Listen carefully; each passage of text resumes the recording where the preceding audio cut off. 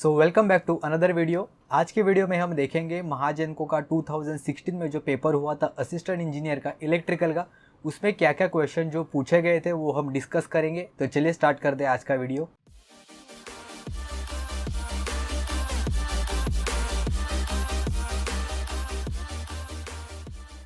तो first question आप यहाँ पे देख सकते हो, a 220 volt DC machine has a armature resistance of 1 ohm if the load current is 20 ampere, the difference in the induced voltage when the machine is running as a motor and as a generator। Okay तो यहाँ पे इन्होंने दिया है कि 220 volt का DC machine है, armature resistance दिया है, फुल लोड करंट भी दिया है और हमें इंड्यूस वोल्टेज कितना है वो फाइंड आउट करना है जब एज अ मोटर और एज अ जनरेटर रहेगा तो उन दोनों में कितना डिफरेंस होगा वो।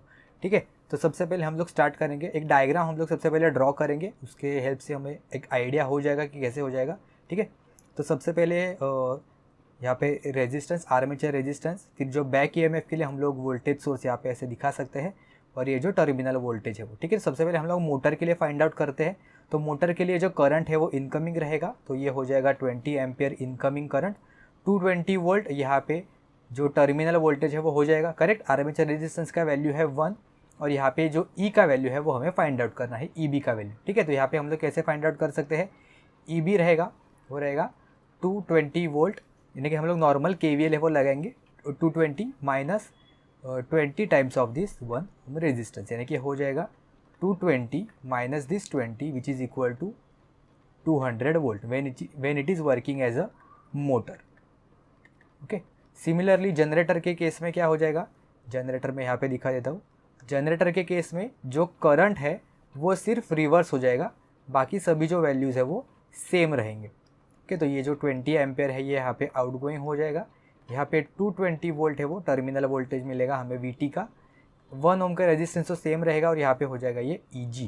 ओके, तो EG का वैल्यू हमें कितना मिलेगा, EG is equal to 220 volt terminal voltage plus ये 20 times of this 1 ohm resistance which is equal to 240। Okay, तो हमें इन दोनों का डिफरेंस कितना है वो फाइंड आउट करना है एज ए मोटर और एज ए जनरेटर। तो यहाँ पे 40 वोल्ट यहाँ पे करेक्ट आंसर है वो हो जाएगा। नेक्स्ट क्वेश्चन है, above a Curie temperature the hysteresis loop of a ferro electric material can be describe by. Okay, यहाँ पे इन्होंने फेरो इलेक्ट्रिक पूछा है। मैक्सिमम टाइम हमें फेरो मैग्नेटिक रिलेटेड, हम लोग मैग्नेट से रिलेटेड है, फिर मैग्नेटिक, फेरो मैग्नेटिक, डायमैग्नेटिक, पैरामैग्नेटिक, ये सारे टर्म हम लोग यहाँ पे पढ़ते हैं। लेकिन फेरो इलेक्ट्रिक एक नया टर्म है, तो इससे रिलेटेड हम लोग सबसे पहले पढ़ने की कोशिश करते हैं क्या होता है। इसका आंसर मैं आपको बता देता हूँ, साइक्लोइड ये यहाँ पे करेक्ट आंसर हो जाएगा। क्यूरी टेम्परेचर के ऊपर hysteresis loop of a ferro electric material can be describe by a cycloid. तो जैसे मैंने कहा था आंसर इसका साइक्लोइड ये करेक्ट आंसर है। तो Curie temperature is generally defined as the temperature at which the ferro magnetic materials which becomes para magnetic, यानी कि ये मैग्नेटिक के रिलेटेड यहाँ पे इन्होंने कहा है। सिमिलरली इलेक्ट्रिक केस में भी सेम होता है। हिस्टेरिसिस लूप हम लोग मैग्नेट के केस में कैसे ड्रॉ करते हैं कि अगर हम लोगों ने उसको मैग्नेटिक फील्ड दे दिया और मीन्स चार्ज कर दिया मैग्नेटिक फील्ड से और फिर बाद में डिस्चार्ज किया, फिर भी सम अमाउंट ऑफ जो मैग्नेटिज्म है वो खुद में स्टोर करके रखता है कोई भी एक जो मटेरियल रहेगा वो। सिमिलरली जो फेरो इलेक्ट्रिक जो मटेरियल होता है वो भी सेम रहता है, लेकिन यहाँ पे हम लोग इलेक्ट्रिक फील्ड के बारे में बात करते हैं। पहले उसको इलेक्ट्रिक फील्ड से चार्ज करेंगे, यानी कि हम लोग उसको पोलराइजेशन करेंगे और जैसे हम लोग उसको डिस्चार्ज करेंगे, यानी कि अपोजिट डायरेक्शन में अगर हम लोग उसको इलेक्ट्रिक फील्ड उसको अप्लाई कर दिया, फिर भी some amount of the electric field है वो खुद में स्टोर करके रखता है। लेकिन आफ्टर क्यूरी पॉइंट वो एज अ जैसे जो मैग्नेटिक मटेरियल है वो एज अ पैरामैग्नेट की तरह बिहेव करता है। सिमिलरली जो इलेक्ट्रिक मटेरियल है वो आफ्टर क्यूरी पॉइंट वो पैरा इलेक्ट्रिक मटेरियल की तरह वहाँ पे बिहेव करता है। ओके, तो यहाँ पे वीडियो पॉज करके आप चाहे तो ये कंप्लीट जो इन्फॉर्मेशन है वो आप स्क्रीनशॉट निकाल के देख सकते हो। ठीक है, तो नेक्स्ट क्वेश्चन की तरफ बढ़ते हैं। नेक्स्ट क्वेश्चन है बहुत ही सिंपल सा क्वेश्चन है, a voltage source having an open circuit voltage of 100 volt and an internal resistance of 50 ohm is equivalent current source हम लोगों को यहाँ पे पूछा है। तो ओपन सर्किट जो वोल्टेज होता है वो यहाँ पे इन्होंने कितना दिया है, 100 वोल्ट दिया है। यहाँ पे मैं 100 वोल्ट ड्रॉ करके लेता हूँ और साथ में इंटरनल रेजिस्टेंस ऑफ 50 ओम, यानी कि ये जो डायग्राम है वो कुछ इस तरह से हमें दिखाई देगा। तो हम लोग इससे as a practical voltage source भी कह सकते हैं, जहाँ पे वोल्टेज सोर्स के सीरीज़ में जो इंटरनल रेजिस्टेंस है वो कनेक्टेड होता है।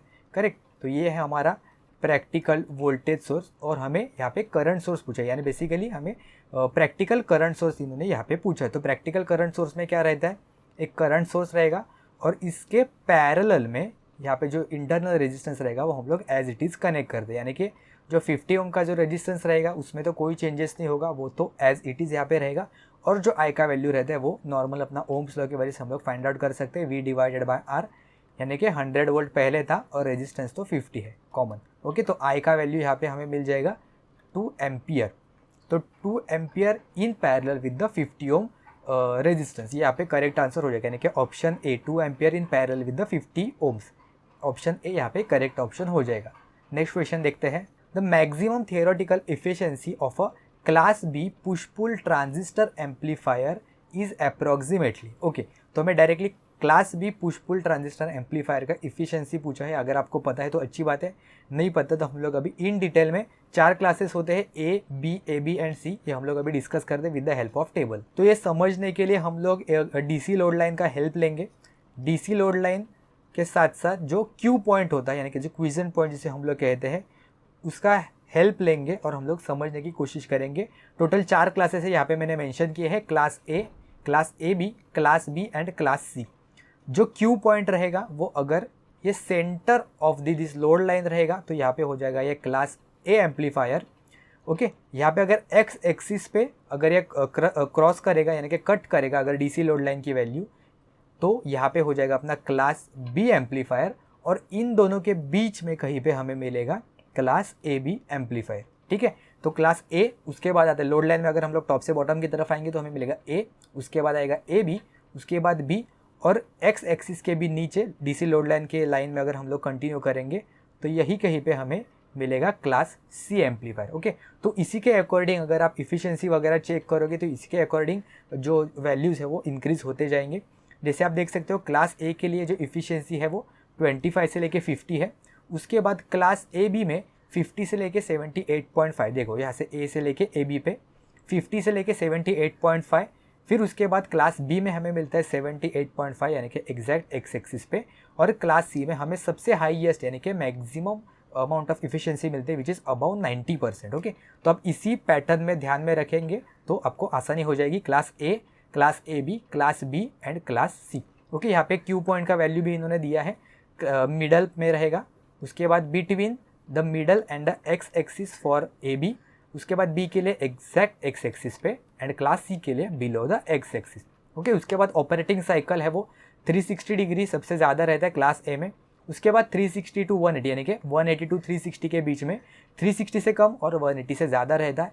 क्लास बी पे एग्जैक्टली 180 डिग्रीज रहता है, और क्लास सी पे लेस देन द 180 डिग्री, यानी कि यहाँ पे ये डिसेंडिंग ऑर्डर में यहाँ पे हमें दिखाई देगा। ओके, तो सेम ही रहेगा, या तो असेंडिंग रहेगा या फिर डिसेंडिंग रहेगा।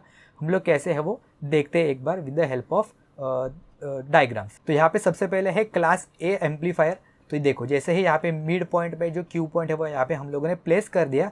इसका हमें मेन इंपॉर्टेंट है कि आउटपुट सिग्नल जो कैसा है वो हमें दिखाई देता है। तो आप यहाँ पे देख सकते हो कि जो आउटपुट सिग्नल है वो कम्प्लीटली प्योर साइनसोइडल वेवफॉर्म है, यानी कि हम लोग ऐसे कह सकते हैं कि ये कम्प्लीटली 360 डिग्रीज के लिए ये कंडक्ट करता है। ठीक है, यहाँ पे जो ट्रांजिस्टर यूज़ होता है वो सिर्फ सिंगल ट्रांजिस्टर हम लोग यहाँ पे उसको यूज़ करते हैं, मिड पॉइंट पे रहता है और इसकी जो इफिशियंसी है वो सबसे कम रहती है। उसके बाद हम लोग देखेंगे नेक्स्ट रहेगा क्लास ए बी एम्पलीफायर। यहाँ पे हम लोगों ने क्या दिखा था कि मिडल पॉइंट और एक्स एक्सिस के बीच में कहीं पर, एग्जैक्ट मिडल पे नहीं रहेगा लेकिन उन दोनों के बीच में रहेगा। तो जैसे ही हम लोग ये देखो ये क्यू पॉइंट कैसे है, ये सिग्नल कम्प्लीटली यहाँ पे हमें मिल रहा है। ठीक है, तो जैसे ही हम लोग क्यू पॉइंट शिफ्ट करेंगे तो पॉजिटिव साइकिल तो हमें सेम मिलेगा, लेकिन जो निगेटिव साइकिल है वो यहाँ पे हमें कुछ क्लिप करके मिलेगा, यानी कि कुछ जो पोर्शन है वो कट करके मिलेगा। यानी कि हम लोग ऐसे कह सकते हैं कि ये 180 डिग्री कंडक्शन है और 180 डिग्री के बाद थोड़ा और कंडक्शन है, लेकिन वो 360 डिग्री से कम है। यानी कि इसका जो कंडक्शन रहेगा वो 180 डिग्री से 360 डिग्री के बीच में कहीं पे रहेगा। करेक्ट, यहाँ पे एग्जैक्टली हमें 360 मिलता है और यहाँ पे 180 से 360 के बीच में हमें मिलता है। ओके, यहाँ पे जो ट्रांजिस्टर्स है वो 2 नंबर ऑफ ट्रांजिस्टर्स हमें मिलते हैं, और इसकी जो इफिशियंसी है वो हमें क्लास ए एम्पलीफायर से ज़्यादा मिलती है। सिमिलरली डिस्टॉर्शन का भी फैक्टर हम लोगों ने डिस्कस नहीं किया था, एक बार मैं डिस्कस कर रहे तो with the help of table. तो यहाँ पे हम लोग देख सकते हैं distortion in the output voltage class A में एब्सेंट है। तो डिस्टॉर्शन यानी कि आउटपुट वेवफॉर्म कितना closer to the sinusoidal waveform है वो हमें देखना होता है। तो क्लास ए में जो आउटपुट वेवफॉर्म मिलता है वो एग्जैक्ट साइनसोइडल वेवफॉर्म मिलता है, यानी कि यहाँ पे कोई भी डिस्टॉर्शन है वो नहीं रहेगा, डिस्टॉर्शन कम्प्लीटली एब्सेंट रहेगा। क्लास ए बी में 180 डिग्रीज के बाद वो थोड़ा बहुत तो कंडक्ट करता है, यानी कि उसमें क्लिप किया हुआ हमें वेवफॉर्म मिलता है, प्योर साइनसॉइडल वेवफॉर्म नहीं है, करेक्ट। तो इसलिए यहाँ पे डिस्टॉर्शन रहेगा, लेकिन वो बहुत लो रहेगा। उसके बाद आगे क्लास बी एम्पलीफायर में जो हमें डिस्टॉर्शन मिलता है वो ए बी से ज़्यादा मिलता है, जिसे हम लोग यूजुअली क्रॉस ओवर डिस्टॉर्शन है वो कहते हैं। और सबसे ज़्यादा क्लास सी में हमें डिस्टॉर्शन है वो दिखाई देता है। ओके, ये वेवफॉर्म से हम लोग अभी समझेंगे। तो क्लास बी एम्पलीफायर में भी हमें वापस से 2 ट्रांजिस्टर्स है वो दिखाई देते हैं, जहाँ पे क्यू पॉइंट है वो एग्जैक्ट एक्स एक्सिस पे होता है, और हमें जो कंडक्शन एंगल मिलता है वो मिलता है एग्जैक्ट 180 डिग्री पे, यानी कि सिर्फ पॉजिटिव जो पीक होता है, यानी कि जो पॉजिटिव हाफ साइकिल होता है वही हमें यहाँ पे दिखाई देता है। तो इसकी वजह से 180 डिग्री कंडक्शन रहेगा इसका। और सबसे आखिर में आता है क्लास सी एम्पलीफायर, जहाँ पे सिर्फ 1 ट्रांजिस्टर होता है। इसका जो पॉइंट रहता है क्यू पॉइंट वो एक्स एक्सिस के भी नीचे रहता है, और हम लोग यहाँ पे देख सकते हैं कि इसका जो आउटपुट वेवफॉर्म है वो बहुत ही कम है। यहाँ पे लिखा भी है कि output signal is less than the 180 degree. तो ये बहुत ही दूर है साइनसॉइडल वेवफॉर्म से। आउटपुट वेवफॉर्म जो है वो प्योर साइन वेवफॉर्म से बहुत दूर है, इसलिए यहाँ पे जो डिस्टॉर्शन इन आउटपुट वोल्टेज वेवफॉर्म है वो सबसे ज़्यादा दिखाई देता है। ओके, तो अगर आप ये वेवफॉर्म, ये जो Q point DC load line का है, जो क्यू पॉइंट का कहाँ पे प्लेस होता है, और उसके साथ साथ उसका जो आउटपुट वेवफॉर्म है वो अगर आप समझ लोगे, तो विद द हेल्प ऑफ जो चार्ट मैंने प्रोवाइड किया था उससे आप कोई भी आंसर है वो डायरेक्टली फाइंड आउट कर सकते हो। सिमिलरली और एक क्वेश्चन है वो आगे हम लोग डिस्कस करेंगे, इसी पेपर में पूछा गया था। नेक्स्ट क्वेश्चन है यहाँ पे, which of the following controls reduce the size of the transformer in switch mode AC power supply. Okay, तो ये क्वेश्चन डायरेक्टली यूपीआरवीएनएल के एग्जाम में पूछा गया था, जेई एग्जाम में कंट्रोलर इंस्ट्रूमेंटेशन में था, लेकिन पूछा गया था डायरेक्टली एज इट इज उन्होंने उठाया और एग्जाम में यहाँ पे पूछा है। तो ऑप्शन देख लेते हैं, resonant control, by directional control, PWM control and phase control. तो हम सभी को पता है कि PWM कंट्रोल है वो हम लोग यूज़ करते हैं, बहुत ही इंपॉर्टेंट रोल प्ले करता है एक पावर इलेक्ट्रॉनिक्स में। तो PWM कंट्रोल क्या होता है, शॉर्ट में एक बार मैं समझा देता हूँ with the help of waveform. तो PWM का फुल फॉर्म क्या होता है कि पल्स विड्थ मॉड्यूलेशन, यानी कि नाम में ही पता चलता है पल्स का जो विड्थ है वो हम लोग कम या ज़्यादा करने के वजह से जो आउटपुट है वो चेंज होता है। ओके, तो जैसे आप लोग देख सकते हो कि यहाँ पे 50% ड्यूटी साइकिल, यानी कि 50% ऑन 50% ऑफ, 75% में 75% ऑन 25% ऑफ, यानी कि जो 75% ड्यूटी साइकिल में जो आउटपुट वेवफॉर्म हमें मिलेगा वो ज़्यादा वैल्यू का मिलेगा एज़ कम्पेयर टू द 50% और as compare to the 25% duty cycle. Okay, तो कंप्लीट 100% ये कंप्लीट करने की कोशिश करता है, जितने परसेंट के लिए ऑन रहेगा उतना परसेंट हम लोग उसको ड्यूटी साइकिल है वो कहते हैं। ओके, तो यहाँ पे PWM कंट्रोल है, यहाँ पे करेक्ट ऑप्शन हो जाएगा। साथ साथ में अभी आपके लिए होमवर्क क्या रहेगा, या फिर जैसे मैंने एक वीडियो बनाया पहले कि ऑलरेडी प्रीवियस ईयर क्वेश्चन को हम लोग कैसे यूटिलाइज करना है, तो इसके लिए आपको रेजोनेंट कंट्रोल क्या होता है, बाई डायरेक्शनल कंट्रोल क्या होता है और फेज कंट्रोल क्या होता है, ये सारी चीज़ें भी आपको एक बार ज़रूर से चेकआउट करना है।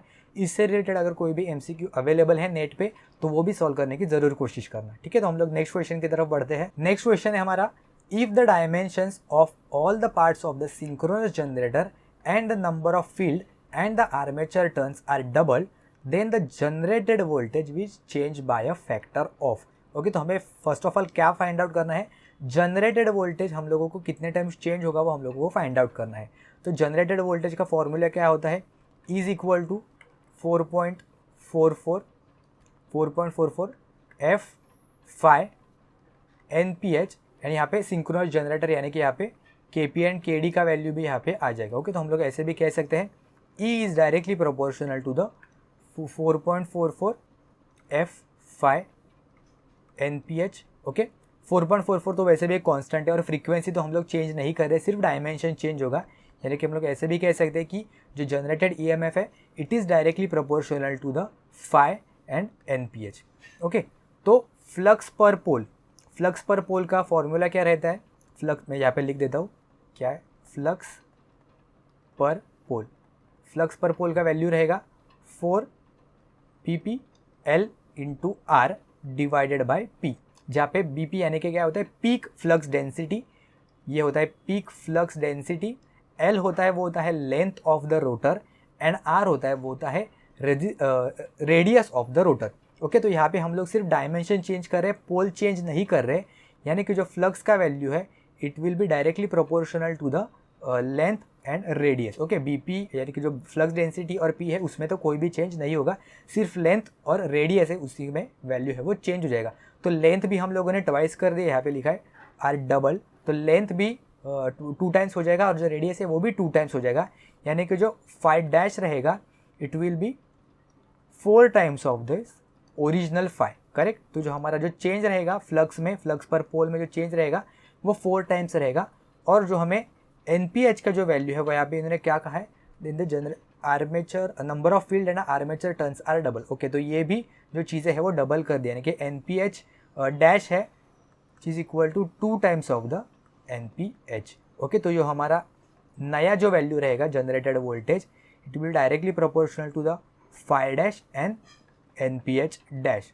तो E डैश रहेगा वो रहेगा directly proportional to the 4 times of the 5 and 2 times of the NPH। Okay, which is directly proportional to the 8 times of the original E, यानी कि जो हमारा जो फैक्टर है वो 8 टाइम्स से इंक्रीज हो जाएगा। ओके, चलिए नेक्स्ट क्वेश्चन देखते हैं। नेक्स्ट क्वेश्चन SCR रेटिंग और प्रोटेक्टिव एलिमेंट से रिलेटेड है। ये मैंने ऑलरेडी वीडियो बनाया हुआ है कि प्रीवियस ईयर क्वेश्चन को कैसे यूटिलाइज करते, तो यही क्वेश्चन मैंने वहाँ पे डिस्कस किया था, snubber circuit, heat sink and all the things. तो हम लोग अभी इसका आंसर एग्जैक्टली चेक करते हैं। तो di/dt लिमिट क्या होता है, तो di/dt यानी कि sudden change in the current को वो अपोज करता है। तो ये कौन करता है जनरली, इंडक्टर का, या फिर जिसको हम लोग रिएक्टर कहते हैं। तो di/dt लिमिट रहेगा, उसका करेक्ट आंसर रहेगा सीरीज रिएक्टर। dv/dt हम लोग यूज करते हैं स्नबर सर्किट के हेल्प से, हम लोग उसको dv/dt लिमिट है वो करते हैं क्योंकि वहाँ पे कैपेसिटर यूज होता है। I2t लिमिट होता है वो होता है avoid runaway speed on no load, and जो जंक्शन टेम्परेचर लिमिट होता है वो हम लोग कम करते हैं with the help of heat sink, correct. तो यहाँ पे ऑप्शन सी है वो यहाँ पे करेक्ट ऑप्शन हो जाएगा।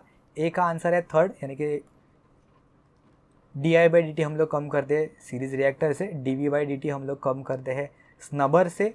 I2t लिमिट होता है वो avoid runaway speed on no load, और जो जंक्शन टेम्परेचर लिमिट होता है वो with the help of heat sink. तो यहाँ पे ऑप्शन सी है वो करेक्ट ऑप्शन हो जाएगा। तो यहाँ पे मैंने स्नबर सर्किट का डायग्राम भी दिया है, जिन लोगों को पता नहीं होगा वो एक बार देख सकते हैं। कैपेसिटर के हेल्प से हम लोग जो dv/dt प्रोटेक्शन है वो प्रोवाइड करते हैं। यहाँ पे di/dt प्रोटेक्शन नहीं है, अगर साथ में यहाँ पे इंडक्टर भी रहेगा तो हम लोग dv/dt एंड di/dt हम लोग उसको कह सकते हैं साइड बाय साइड, लेकिन उसका मेन पर्पस है dv/dt sudden change in the voltage को वो अपोज करता है, क्योंकि इसके वजह से फॉल्स ट्रिगरिंग होता है। ओके, तो ट्रिगरिंग मेथड कौन से होते हैं, थर्मल ट्रिगरिंग होता है, लाइट ट्रिगरिंग होता है, dv/dt ट्रिगरिंग होता है, गेट ट्रिगरिंग होता है। तो ये सारी चीज़ें भी एक बार ज़रूर से देखना, और उसके रिलेटेड जो कोई भी MCQs रहेंगे वो भी ज़रूर से एक बार चेकआउट कर लेना, ठीक है। और ये जो रेजिस्टेंस रहता है वो करंट को कम करने की कोशिश करते हैं, ये जो डिस्चार्ज करंट है उसकी वैल्यू कम करने की कोशिश करता है। ओके, तो यहाँ पे मेन काम यहाँ पे कैपेसिटर का ही है, लेकिन हम लोग साथ साथ में रेजिस्टेंस है वो कम अटैच करते हैं to reduce the magnitude of the current. Next question है the secondary coils of a current transformer is short circuited under the operating conditions to avoid. तो ये बहुत फेमस क्वेश्चन है और बहुत बार डिफरेंट एग्जाम में पूछा गया था कि जो CT रहता है उसका सेकेंडरी हम लोग ओपन सर्किट क्यों नहीं रखते, या फिर हम लोग वहाँ पे कुछ ना कुछ लोड कनेक्ट करते हैं, या फिर हम लोग उसको डायरेक्टली शॉर्ट सर्किट कर देते हैं। तो इसका करेक्ट आंसर है because it goes to the core saturation and the high voltage induction. ये दोनों चीज़ें अवॉइड करने के लिए हम लोग उसको शॉर्ट सर्किट करते हैं, या फिर कुछ ना कुछ तो लोड है वो वहाँ पे कनेक्ट करते हैं। तो ये SSC JE में पूछा गया था, as it is same to same question पूछा गया था। तो मैं सजेस्ट करूँगा कि SSC JE के भी क्वेश्चन है वो आप ज़रूर से चेकआउट कर लेना। डायरेक्ट आया तो अच्छी बात है, वेल एंड गुड, लेकिन उसके साथ साथ आप अपने कंसेप्ट है वो बहुत अच्छे लेवल पे वो डेवलप कर सकते हो। AE स्टूडेंट्स भी देखना, और JE स्टूडेंट को आपको तो देखना ही देखना है पक्का। ओके, तो AE स्टूडेंट भी आप इजीली चेकआउट कर सकते हो SSC JE के। मैंने, अगर आपको बुक चाहिए, मेडिजी की तरफ से बुक आती है, तो उसकी लिंक मैं आपको नीचे डिस्क्रिप्शन बॉक्स में प्रोवाइड कर दूंगा, आप वहाँ से चेकआउट कर सकते हो। अच्छा बुक है, आपको बहुत सारे जो कंसेप्ट है वो बहुत अच्छे लेवल पे वहाँ पे क्लियर आउट हो जाएगी। तो इससे रिलेटेड मैंने थियरी यहाँ पे मेंशन की है, अगर आपको चाहिए, अगर आपको नहीं पता है तो वीडियो पॉज करके स्क्रीनशॉट ले सकते हो, या फिर वीडियो पॉज करके आप पढ़ सकते हो। ओके, हम लोग नेक्स्ट क्वेश्चन की तरफ बढ़ते हैं। नेक्स्ट क्वेश्चन है which material is generally use for LED। तो LED के लिए हम लोग कौन सा मटेरियल है वो यूज़ करते हैं, या फिर कौन सा मटेरियल सबसे ज़्यादा यूज़ होता है, compounds of silica, compounds of gallium, compounds of phosphorus, या फिर कंपाउंड्स ऑफ सल्फर। तो यहाँ पे हम लोग देख सकते हैं the main semiconductor material use to manufacture the LEDs are. तो यहाँ पे इंडियम गैलियम नाइट्राइड, अगेन यहाँ पे एल्यूमिनियम गैलियम इंडियम फॉस्फाइड, यहाँ पे भी गैलियम वर्ड कॉमन है, aluminium gallium arsenide, again gallium and gallium phosphide, यानी कि अगेन यहाँ पे गैलियम। ओके, तो यहाँ पे हम लोग समझ सकते हैं, यहाँ पे मैं आपके लिए चाहे तो हाईलाइट भी कर देता हूँ। ओके, ये जो गैलियम है ये सभी में कॉमन है, तो इसलिए कंपाउंड्स ऑफ द गैलियम यहाँ पे ये करेक्ट ऑप्शन है वो हो जाएगा। ठीक है, यहाँ पे ऑप्शन बी है वो करेक्ट ऑप्शन हो जाएगा, कंपाउंड्स ऑफ द गैलियम। तो शायद आपको डायरेक्टली इससे रिलेटेड भी क्वेश्चन पूछा जा सकता है। ये कलर कौन से कलर भी इससे जनरेट होते हैं ये भी आपको पूछा जा सकता है। मैंने यहाँ पे मेंशन किया है, ब्लू, ग्रीन या फिर ultra violet, yellow, orange, red, हर एक के लिए डिफरेंट है। अगर आपको बाय हार्ट होता है तो आप कर सकते हो, या फिर आप कुछ ना कुछ ट्रिक करके ये ध्यान में रख सकते हो। मैंने आपको इन्फॉर्मेशन है वो यहाँ पे प्रोवाइड कर दी। ओके, तो यहाँ पे बेसिक भी चीज़ें बहुत बार पूछी जाती है। इवन एई एग्जाम के लिए भी सिर्फ मटेरियल कौन सा यूज़ होता है एलईडी का, वो भी इन्होंने यहाँ पे पूछा है। अभी आपके पास एलईडी का क्वेश्चन आया है तो आप एलईडी से रिलेटेड उसका वर्किंग प्रिंसिपल है वो देखोगे, फोटॉन्स वगैरह कैसे वर्क करते हैं वहाँ पे। साथ में 7 सेगमेंट डिस्प्ले भी अगर आपको चाहिए तो थोड़ा बहुत उससे रिलेटेड भी पढ़ सकते हो। एलईडीज़ यानी कि अगर आप एलईडी आए तो उसके साथ साथ लैम्प्स भी पढ़ सकते हो। आपको सजेस्ट करूँगा, इससे रिलेटेड टॉपिक है वो लैम्प है, तो सोडियम वेपर लैम्प या फिर हेलोजन लैम्प, डिफरेंट टाइप के इनकैंडेसेंट लैम्प हम लोगों ने ऑलरेडी इल्यूमिनेशन में कवर कर दिया। तो यहाँ पे अगर एलईडी का टॉपिक आया ही है, अगर आपको चाहिए तो आप इल्यूमिनेशन के भी क्वेश्चन है वो जाके चेकआउट कर सकते हो। अगर आपको लिंक है वो नहीं मिला तो मैं ऊपर आई बटन पे आपको प्रोवाइड कर दूंगा या फिर डिस्क्रिप्शन बॉक्स में लिंक दे दूंगा, वहाँ से आप इल्यूमिनेशन के डिफरेंट टॉपिक्स और डिफरेंट क्वेश्चंस भी है वो चेकआउट कर सकते हो, हम लोगों ने ऑलरेडी कवर किया है। ठीक है, तो नेक्स्ट क्वेश्चन की तरफ बढ़ते हैं। नेक्स्ट क्वेश्चन है, यहाँ पे हम लोगों को वापस 2 टेबल दिए हैं, फंक्शन और उसके लैपलास ट्रांसफॉर्म है वो हम लोगों को यहाँ पे प्रोवाइड कर दिया है। बहुत ही बेसिक से है, इतना कुछ टफ नहीं है। हम लोगों को सबसे पहले पता ही है इम्पल्स सबसे बेसिक होता है, करेक्ट। इम्पल्स का जो लैपलास ट्रांसफॉर्म होता है वो होता है 1, जिसे हम लोग डिनोट करते हैं डेल टी से, इम्पल्स जो फंक्शन रहेगा। उसके बाद आता है नंबर 2 पे स्टेप फंक्शन रहेगा, जिसे हम लोग यू ऑफ टी से रिप्रेजेंट करते हैं, जिसका लैपलास ट्रांसफॉर्म होता है 1 डिवाइडेड बाय एस। यानी हम लोग यूनिट स्टेप और यूनिट लैपलास, सिर्फ यूनिट के बारे में बात करें इसलिए ऊपर यहाँ पे फैक्टर 1 आया है। स्टेप के बाद आता है रैम्प फंक्शन। रैम्प फंक्शन हम लोग डिनोट करते हैं आर ऑफ टी से या फिर टी यू ऑफ टी से, जिसका लैपलास होता है 1s²। और उसके बाद आता है पैराबोला। ओके, तो यहाँ पे पैराबोला के इन्होंने पूछा नहीं है, यहाँ पे इन्होंने पूछा है यूनिट डबल का। ओके, यूनिट डबल मतलब अगर आप ऑप्शन से चेक करोगे तो यहाँ पे एस ऑप्शन है, मतलब इन्होंने डिफ्रेंसिएशन के बारे में यहाँ पे पूछा है। तो अगर डिफ्रेंसिएशन हम लोग करेंगे d/dt तो इसके लिए हम लोग डायरेक्टली s है वो यूज़ करते हैं, और अगर इंटीग्रेशन रहेगा तो हम लोग 1/s से उसको मल्टीप्लाई करते हैं। ओके, इंटीग्रेशन के लिए हम लोग 1/s से उसको मल्टीप्लाई करते हैं, फिर डिवाइड बाय s करते हैं। ओके, तो यहाँ पे अगर आप चेक करोगे तो ऑप्शन कौन सा सही रहेगा, यूनिट रैम्प के लिए आएगा, यूनिट रैम्प के लिए 1/s², यानी कि ए का ऑप्शन रहेगा 4, ए का ऑप्शन 4। ओके, तो ये तो यहाँ से चले गए। उसके बाद बी का ऑप्शन यूनिट स्टेप का रहेगा 1/s, यानी कि बी का रहेगा 3। ओके, तो ऑप्शन सी है वो यहाँ पे करेक्ट ऑप्शन हो जाएगा। बाकी भी एक बार चेक कर लेते हैं। सी का आंसर है 2 करेक्ट, एंड यूनिट डबल का आंसर है 1। ओके, तो करेक्ट है यहाँ पे। इसके साथ साथ मैंने और भी जो लैपलास ट्रांसफॉर्म है वो यहाँ पे मैंने आपको प्रोवाइड कर दिया, वो भी एक बार ज़रूर से चेकआउट कर लेना। ये भी मोस्ट कॉमन है, शायद आने वाले एग्जाम में पूछे जा सकते हैं। If I am not wrong, Mahatransco के एग्जाम में इन दोनों के बीच में किसी एक का पूछा था, शायद कॉस हाइपरबोला का या फिर साइन हाइपरबोला का। यहाँ पे इन्होंने डायरेक्टली लैपलास ट्रांसफॉर्म पूछा था in case of in exam of Mahatransco ए जो अभी हुआ था। तो महाट्रांसको ए के एग्जाम में हाइपरबोला रिलेटेड फंक्शन पूछा था, कॉस हाइपरबोला या फिर साइन हाइपरबोला, ऐसा इन्होंने पूछा था एग्जैक्टली। ठीक है, तो यहाँ पे माइनस साइन आता है हाइपरबोलास के टर्म में, और सिर्फ कॉस 80 या फिर साइन 80 रहेगा तो यहाँ पे प्लस साइन आते हैं। ओके, तो ये ज़रूर से एक बार ध्यान से देख देना, और एग्जाम में भी देखना कि कॉस हाइपरबोला पूछा है या फिर सिर्फ प्लेन कॉस पूछा है या फिर प्लेन साइन या फिर हाइपरबोलिक साइन यहाँ पे पूछा है। ओके, नेक्स्ट क्वेश्चन की तरफ बढ़ते हैं। नेक्स्ट क्वेश्चन है the purpose of feedback transformer and a diode in complemented commutated inverter is. तो कुछ क्वेश्चन ऐसे होते हैं जैसे हमें ऑप्शन के थ्रू एलिमिनेशन करना होता है, और ऑप्शन भी बहुत ही ईजिली सेट होता है कि वो ईजिली एलिमिनेट हो सकेंगे। तो purpose of the feedback transformer and diode in a complemented commutated inverters पूछा। अगर आपको नहीं पता है कोई बात नहीं, शायद हम लोग ऑप्शन एलिमिनेशन के थ्रू जा सकते हैं। यहाँ पे improve the power factor of the load, usually diode और यहाँ पे फीडबैक ट्रांसफार्मर, तो हम लोग ऐसे समझ सकते हैं कि फीडबैक ट्रांसफार्मर एंड डायोड है, तो यानी कि कुछ ना कुछ ये फीडबैक करने की कोशिश करेगा फ्रॉम लोड से लेके सोर्स तक। या फिर हम लोग डायोड यूजुअली किसके लिए यूज़ होता है, फ्री व्हीलिंग डायोड के लिए यूज़ होता है, करेक्ट। या फिर यहाँ पे इन्होंने स्पेसिफिकली कहा भी है फीडबैक ट्रांसफार्मर कुछ ना कुछ क्वांटिटी है वो फीडबैक करेगा टू द सोर्स। तो यहाँ पे पावर फैक्टर तो वहाँ पे इंप्रूव नहीं होगा, तो ऑप्शन ए तो गलत ऑप्शन हो जाएगा। Return the trap energy to the source, हाँ ये कुछ ना कुछ सही लग रहा है। उसके बाद है improve the input power factor, again wrong. And absorb the more reactive power from the source, ये भी गलत आंसर है।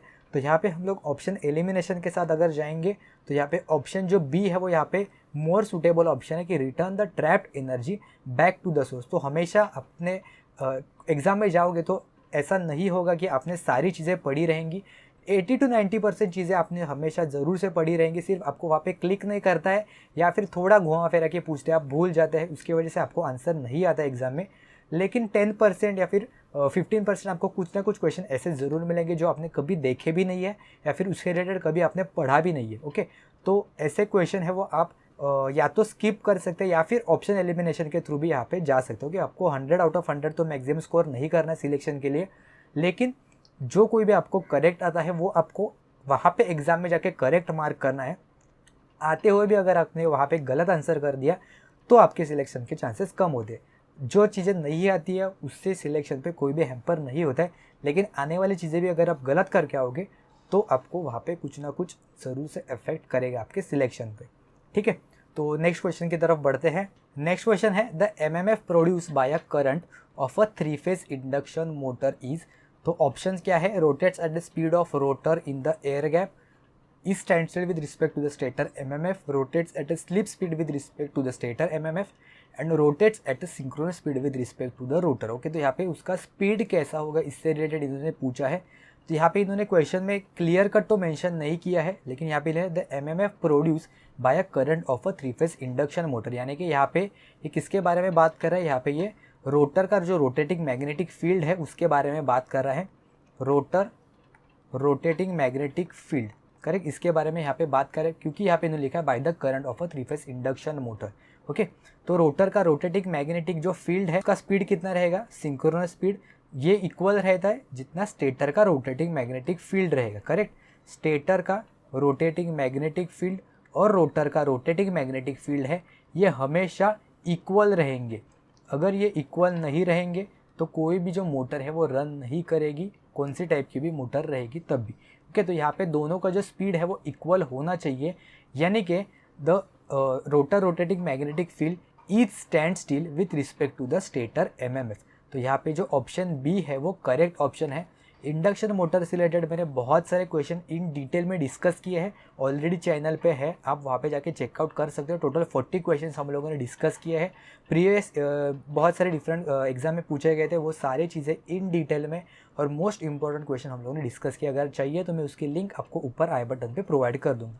ठीक है, तो इंडक्शन मोटर से भी बहुत सारे क्वेश्चन हैं वो जनरेट होते हैं, मशीन से सबसे इम्पॉर्टेंट टॉपिक है, और बहुत सारे डिफरेंट स्लिप से रिलेटेड, पावर से रिलेटेड, उसका स्पीड कितना रहेगा, बहुत सारे क्वेश्चन है वो जनरेट इजीली हो सकते हैं इंडक्शन मोटर से, सिंगल फेज भी और 3 फेज भी। ठीक है, तो इंडक्शन मोटर ज़रूर से चेकआउट कर लेना। नेक्स्ट क्वेश्चन है, देखो इंडक्शन मोटर से ही आ गया directly, the rotor power output of a three phase induction motor is 15 kilowatt, the rotor copper losses at a slip of 4% will B.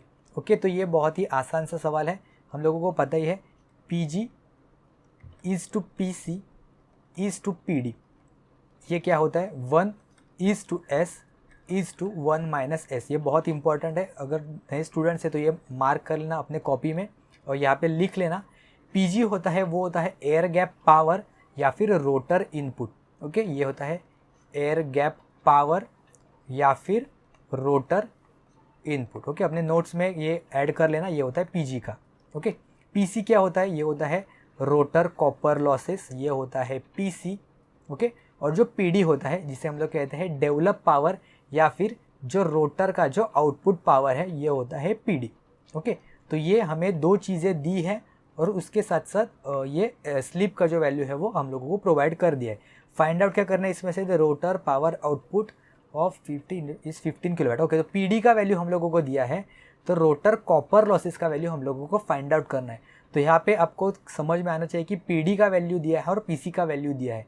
अगर आपने ये दोनों का वैल्यू लिया है तो आपका आंसर है वो गलत आ जाएगा, या फिर ये दोनों भी ले लिया तो भी आपका आंसर है वो गलत आ जाएगा। बहुत ही ईजी होता है ये क्वेश्चन, सिर्फ ध्यान से आपको कैलकुलेट करते आना चाहिए। ओके, तो PC का वैल्यू हम लोगों को फाइंड आउट करना है, तो ये क्रिस क्रॉस मल्टीप्लिकेशन हम लोग करेंगे, यानी कि PC multiply by 1/s is equal to S multiply by PD। Okay, सिर्फ क्रिस क्रॉस मल्टीप्लिकेशन मैंने किया है, तो यहाँ पे PC का वैल्यू हम लोगों को मिलेगा S times of the this develop power या फिर रोटर का output power divided by this 1 minus S। S का वैल्यू कितना है 4% दिया, यानी कि 0.04 मल्टीप्लाई बाय PD का वैल्यू कितना दिया है 15 किलोवाट, यानी कि 15,000 and divided by 1 minus 0.04। Okay, तो अगर आप ये कैलकुलेट करोगे तो आपको आंसर मिलेगा 625 वैट। ओके, तो यहाँ पे ऑप्शन बी है वो करेक्ट ऑप्शन हो जाएगा। अगर आपने गलती से PD के जगह पे PG ले लिया, यानी कि PG और PC का वैल्यू अगर आपने फाइंड आउट कर दिया तो शायद आपका आंसर कुछ 600 वैट आता है। ओके, तो ये सिली मिस्टेक हो सकती है, आपको आते हुए भी एग्जाम प्रेशर की वजह से यहाँ पे सिली मिस्टेक हो सकती है। तो इसलिए क्वेश्चन ध्यान से पढ़ लेना और उसके सामने लिख लेना कि क्या एग्जैक्टली दिया है, रोटर आउटपुट पावर यानी कि डेवलप पावर। ओके, तो ये कैसा होता है, यहाँ से हम लोग इनपुट देते हैं इंडक्शन मोटर को, उसके बाद ये जो एयर गैप पावर यानी कि एयर गैप पावर या फिर रोटर का जो इनपुट में जाता है, फिर उसके बाद ये कॉपर लॉसेस होता है, फिर रोटर का आउटपुट, और इससे हमें मिलता है यहाँ पे आउटपुट मोटर का। ओके, अपोजिट डायरेक्शन में होगा तो इंडक्शन जनरेटर के केस में वहाँ पे हो जाएगा। ठीक है, तो इंडक्शन मोटर से ये एक इम्पॉर्टेंट फॉर्मूला है, ये आप ज़रूर से अपने नोट्स में कॉपी कर लेना। तो नेक्स्ट क्वेश्चन देखते हैं। Consider the following statement regarding the driving point admittance function having the 2 complex conjugate poles. और यहाँ पे उन्होंने कुछ 3 स्टेटमेंट दिए हैं, तो इन तीनों में से कौन से स्टेटमेंट करेक्ट है ये हम लोगों को यहाँ पे फाइंड आउट करना है। बहुत ही इंटरेस्टिंग क्वेश्चन है, यहाँ पे कंट्रोल सिस्टम और नेटवर्क्स दोनों आपके काम में आ जाएगा, तो आपको दोनों स्ट्रॉन्ग होना चाहिए। ठीक है, तो सबसे पहले यहाँ पे इन्होंने कहा है driving point admittance of the 2 complex conjugate pole, यानी कि हम लोग ऐसे अज्यूम कर सकते हैं कि ये RLC नेटवर्क रहेगा, लेकिन फिर वो सीरीज रहेगा या फिर पैरेलल रहेगा। तो यहाँ पे इन्होंने ड्राइविंग पॉइंट एडमिटेंस कहा है। ओके, तो ड्राइविंग पॉइंट एडमिटेंस, तो एडमिटेंस हम लोग यहाँ पे मोस्टली कहाँ पे डील करते हैं, तो पैरेलल के केस में।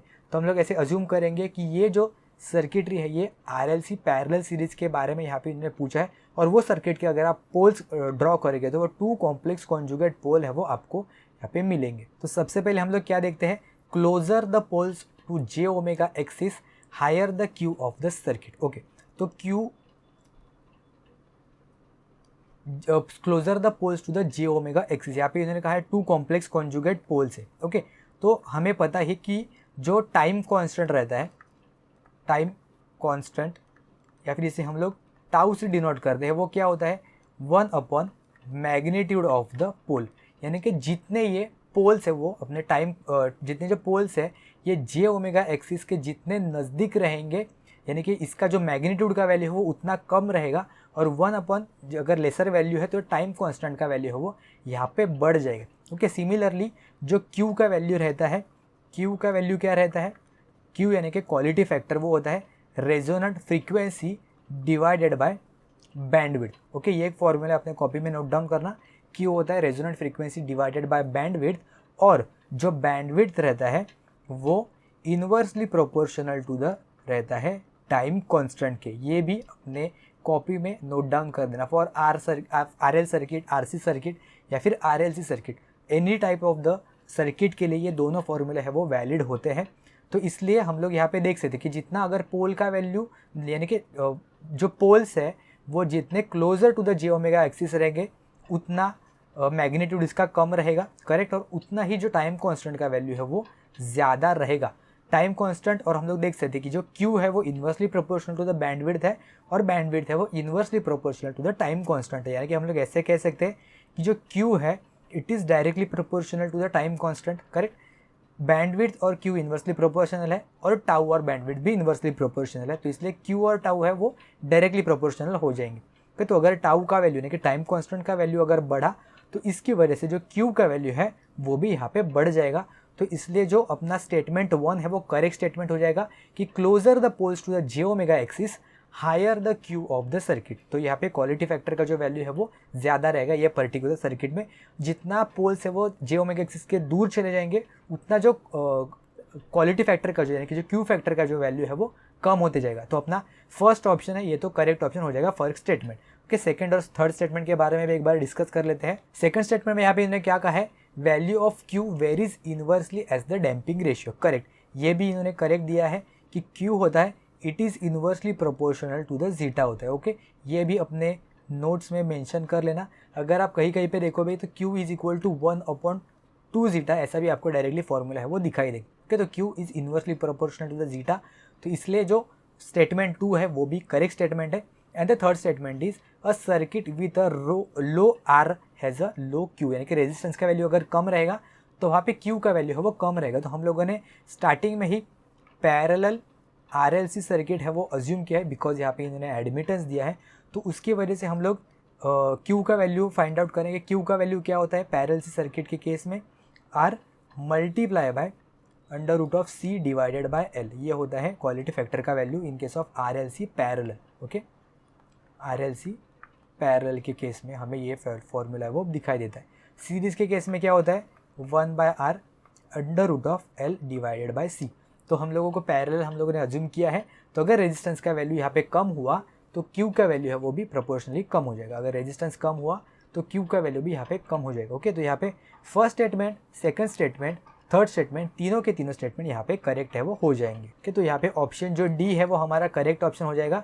First 2 and 3, 1, 2 and 3 all the statements are correct. Okay, तो आई होप आपको ये समझ में आया होगा। अगर आपको कुछ चीज़ें नहीं पता है तो अभी आपके कॉपी में नोट डाउन कर लेना। ये जो फॉर्मूला है बहुत इंपॉर्टेंट है, इससे रिलेटेड हम लोगों ने ऑलरेडी एक वीडियो बनाई है। स्टार्टिंग में BMCJ की भी प्लेलिस्ट हम लोगों ने डिस्कस किया। अगर आपके ये बेसिक जो फंडामेंटल्स है वो भी अगर क्लियर नहीं है तो आप वो जो प्लेलिस्ट है वो ज़रूर से चेकआउट कर लेना। आपके जो बेसिक्स है वो वहाँ से बहुत ही ईजिली क्लियर हो जाएंगे। Series RLC, series resonance circuit, parallel resonance circuit वो हम लोगों ने अच्छे से यहाँ पे डिस्कस किए along with the wave forms. Okay, तो नेक्स्ट क्वेश्चन देखते हैं। नेक्स्ट है the reflection coefficient of the short circuited line for voltage is. Okay, तो ये पावर सिस्टम का क्वेश्चन है। ट्रांसमिशन लाइन में जो ट्रांसमिशन वेव्स होते हैं वो कैसे बिहेव करते हैं हम लोग एक बार देखते हैं इजीली। तो यहाँ पे एक फॉर्मूला आपको ध्यान में रखना है, incident plus reflected is equal to refracted. Okay, मैं आपके लिए चाहिए तो एक डायग्राम ड्रॉ करके देता हूँ तो आपको समझ में आ जाएगा। इंसिडेंट यानी कि हम लोग इसके इनपुट कितना दे रहे हैं, उसके बाद यहाँ पे कुछ ना कुछ एक ट्रांसमिशन लाइन का अगर हम लोगों ने कुछ पैरामीटर अज्यूम किया और उसके बाद ये लोड साइड कुछ भी रहेगा तो ओके। तो शॉर्ट सर्किट के केस में क्या रहेगा, यहाँ पे शॉर्ट सर्किट के केस में यहाँ पे जो वोल्टेज है वो तो जीरो रहेगा क्योंकि कोई भी लोड कनेक्टेड नहीं है, तो यहाँ पे जो वोल्टेज है वो जीरो रहेगा। ओके, मैं यहाँ पे भी लिख देता हूँ, शॉर्ट सर्किट के केस में जो वोल्टेज है वो जीरो हो जाएगी। ओके, यानी कि जो आउटपुट पे जो रिफ्रैक्टेड ये होगा, ओके, ये होगा यहाँ पे इंसिडेंट वाला पोर्शन, ये होगा यहाँ पे रिफ्लेक्टेड वाला पोर्शन और यहाँ पे होगा यहाँ पे रिफ्रैक्टेड वाला पोर्शन। ओके, तो शॉर्ट सर्किट के केस में क्या होता है, शॉर्ट सर्किट में जो आउटपुट वोल्टेज है वो तो हमें ज़ीरो मिलता है, जो इंसिडेंट वोल्टेज है तो हमेशा हम लोग इंसिडेंट, ओके ये करंट नहीं है इंसिडेंट है, इंसिडेंट के केस में हमेशा हम लोग जो वोल्टेज या फिर करंट है उसको एज इट इज़ लेंगे V, तो भी इसका क्या एडिशन करेंगे तब हमें रिफ्रैक्टेड वैल्यू ज़ीरो मिलेगा। तो रिफ्लेक्टेड का वैल्यू ही अगर हम लोगों ने -V हम लोगों ने यहाँ पे लिख दिया तो यहाँ पे रिफ्रैक्टेड का वैल्यू है वो हम लोगों को जीरो मिलेगा। करेक्ट। सिमिलरली करंट के केस में पूछा तो ये तो I ही रहेगा, इंसिडेंट तो सेम रहेगा V और I, यहाँ पे मैग्नीट्यूड हमेशा 1 और प्लस रहेगा। रिफ्रैक्टेड के केस में यहाँ पे क्या रहेगा इसे हम लोग अभी देखते हैं, लेकिन सबसे पहले अगर हम लोगों को वोल्टेज मिला तो इसके एग्जैक्ट अपोजिट हम लोगों को करंट मिलता है, यानी कि माइनस वोल्टेज रहेगा तो यहाँ पे प्लस करंट हम लोगों को यहाँ पे लिखना है। तो इसलिए हम लोगों को यहाँ पे आउटपुट में क्या मिलेगा, रिफ्रैक्टेड करंट मिला तो ये होगा 2 times of the I। Okay, तो आपको ये अगर आपने समझ लिया तो आप कोई भी आंसर इजीली फाइंड आउट कर सकते हो। तो यहाँ पे हम लोगों को क्या पूछा है, शॉर्ट सर्किट वोल्टेज। ओके, ये शॉर्ट सर्किट कंडीशन हम लोगों ने देख लिया। यहाँ पे पूछा है रिफ्लेक्शन। ओके, रिफ्लेक्शन यहाँ पे उन्होंने पूछा है, करेक्ट, रिफ्लेक्शन। तो रिफ्लेक्टेड वोल्टेज के केस में क्या मिलता है हमें, -V, यानी कि इसका जो कोएफिशिएंट रहेगा वो रहेगा -1। आई होप आपको समझ में आया होगा। मेथड कैसे जाएंगे, सबसे पहले देखेंगे कि शॉर्ट सर्किट पूछा है या फिर ओपन सर्किट पूछा है। शॉर्ट सर्किट पूछा मतलब क्या होता है, आउटपुट पे वोल्टेज 0, तो आउटपुट का वोल्टेज है वो मैंने 0 लिख दिया। इंसिडेंट तो हमेशा v ही रहेगा in case of v, and current के केस में I ही रहेगा विथ कोई positive coefficient as a 1। Reflected के केस में आउटपुट यहाँ पे मुझे 0 चाहिए, आउटपुट पता था पहले से, तो इसलिए रिफ्लेक्टेड मैंने -v कर दिया, तो इसलिए इसका जो कोएफिशिएंट रहेगा वो -1 मिलेगा। अगर इन्होंने करंट कोएफिशिएंट पूछा इन case of short circuited, reflection coefficient of the current पूछा इन्होंने, तो इसका आंसर आ जाएगा +1। ओके, सिमिलरली अभी हम लोग इसके साथ साथ ओपन सर्किट का भी देख लेते हैं। ओपन सर्किट में क्या रहेगा, फिक्स हम लोग कह सकते हैं कि सर्किट अगर ओपन है तो यहाँ पे जो करंट है उसका वैल्यू है वो 0 हो जाएगा। ठीक है, तो यहाँ पे हमें जो इंसिडेंट वोल्टेज और इंसिडेंट करंट वो सेम रहेगा, यहाँ पे प्लस लिख लेते हैं, इक्वल टू भी लिख लेते हैं। यहाँ पे अभी हम लोगों को करंट का आउटपुट का वैल्यू है वो एग्जैक्टली पता है, तो करंट का आउटपुट वैल्यू लिख दिया मैंने यहाँ पे 0। यहाँ पे अगर 0 चाहिए तो मतलब रिफ्लेक्टेड क्या रहेगा यहाँ पे -I। ओके, और यहाँ पे अगर माइनस है तो इसका एग्जैक्ट अपोजिट यहाँ पे हमें प्लस में है वो यहाँ पे दिखाई देगा। ओके, मैं आपके लिए यहाँ पे ड्रॉ कर लेता हूँ, यहाँ पे इसका एग्जैक्ट अपोजिट यहाँ पे रहेगा। ओके, तो इसका एग्जैक्ट अपोजिट यहाँ पे क्या रहेगा, -I है, तो मतलब यहाँ पे आपको मिलेगा +V। करेक्ट, तो +V यानी कि V + V यहाँ पे हो जाएगा 2V। ओके, तो अगर आपको शॉर्ट सर्किट के केस में पूछा, ओपन सर्किट के केस में पूछा, रिफ्लेक्शन फैक्टर पूछा या फिर रिफ्रैक्टेड फैक्टर पूछा, कोई भी पूछा, आप इजीली इसको फाइंड आउट कर सकते हो। ठीक है, आई होप आपको ये ट्रिक है वो समझ में आ गई होगी। कुछ भी डाउट है तो नीचे कमेंट्स में पूछ सकते हो। ठीक है, तो ये पार्ट में हम लोग इतने ही क्वेश्चन डिस्कस करेंगे, और भी क्वेश्चन है वो हम लोग कवर करेंगे अगले पार्ट में। ठीक है, तो अगर वीडियो हेल्पफुल लगा हो तो अपने दोस्तों के साथ भी ज़रूर से वीडियो शेयर कर देना, लाइक कर देना, और आने वाले पार्ट ईजिली आपसे पहुँचने के लिए चैनल को सब्सक्राइब करना मत भूलना। तो मिलते हैं हम लोग नेक्स्ट पार्ट में, महाजन को पार्ट 2 में।